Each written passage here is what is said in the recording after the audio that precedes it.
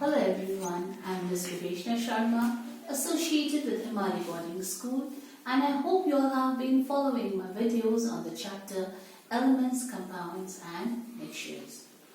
In my previous video, we had discussed about separation of solid-solid mixture and a solid-liquid mixture in which the solid is insoluble in the liquid. Today, we will be discussing how to separate a solid-liquid mixture in which the solid is soluble in the liquid. So the first method is, it is a solid-liquid mixture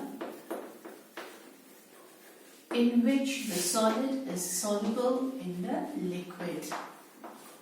The easiest example we can think of is salt and water.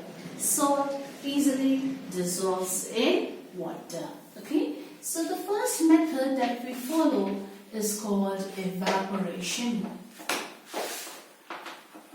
We all know evaporation is the process in which a liquid changes into its vapor state or changes into vapor on heating. So evaporation is the process in which a liquid changes into vapor on heating. So in this method we take an evaporating dish. An evaporating dish is an apparatus which is used to boil and evaporate substances.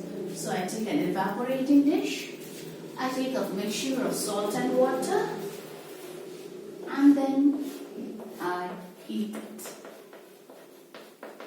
So obviously what happens, the mixture, it starts boiling, and then the water will change into vapor. So we keep on boiling it till the entire water changes into vapor, and we see that crystals of salt are left behind in the evaporating dish. So we easily separated salt from the mixture of salt and water. Now in this method, if you see, we got back only salt, whereas water evaporated. But suppose I want both salt and the water, then I follow another method called distillation.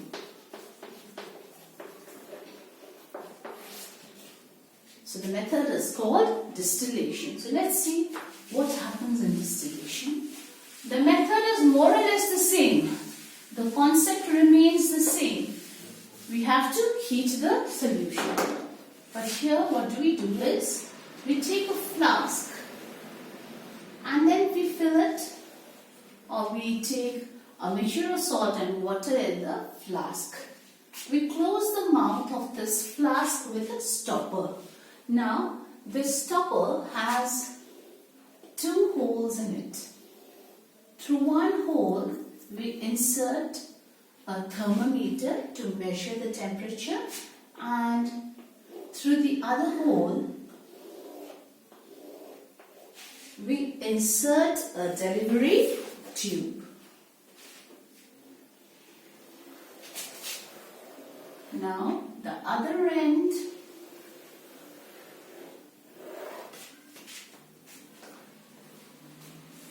don't mind my diagram.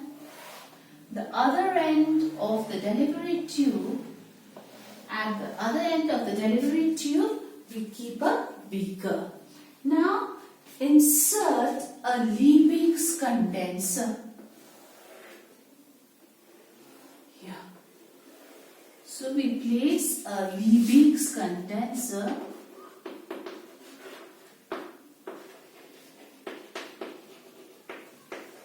on the delivery tube here. Now what is the function of this delivery Liebig's condenser? From the name itself, it helps in condensation. Now evaporation, as I already told you, is the process in which a liquid changes into vapor on heating. Condensation is just the opposite. Vapor changes to liquid on cooling. So inside this Liebig's condenser, condensation takes place. That means vapor changes into liquid. Now we have to cool it. What I told you, when it is cooled. So what is done here is cold water is inserted from here so that due to the circulation of the cold water, the vapor changes into liquid or condensation takes place here. So now I heat this mixture.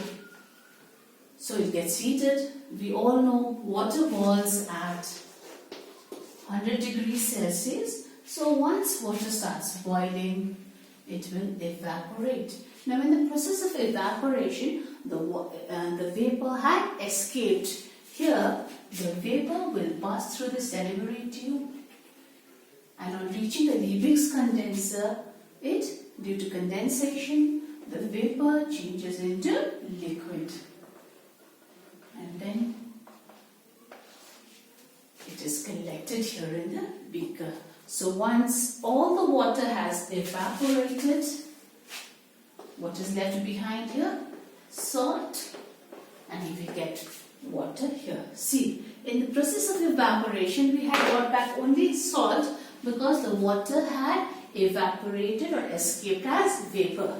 Here, that vapor we are collecting in the beaker. We condense it, change it into liquid, and then we collect it in the beaker.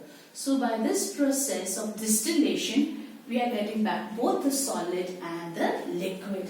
Now this water which we collect here is called distilled water. It is the purest form of water. The water that we collect by the process of distillation is called distilled water. It is the purest form of water.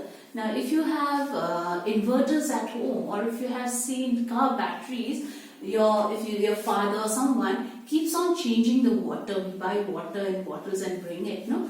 Why don't we use tap water? Because that water contains impurities. The water that we use to fill in batteries of inverters and car batteries is this water that we get after distillation. It is called distilled water. It does not contain any impurities.